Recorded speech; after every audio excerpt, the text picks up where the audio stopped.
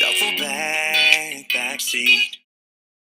This video is for helping kids with haircuts and what you can do to help them go more smoothly and successfully.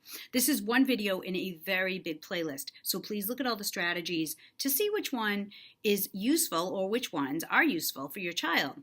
Now, one really easy one is to request that your child get their haircut either first thing, last thing, but the idea is at a time that's not busy.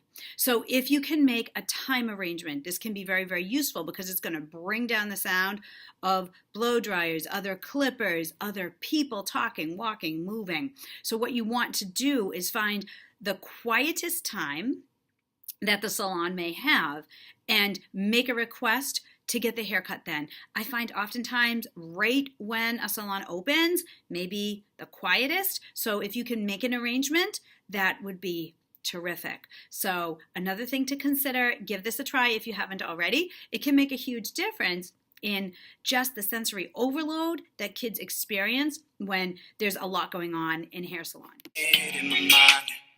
You're a drive real slow.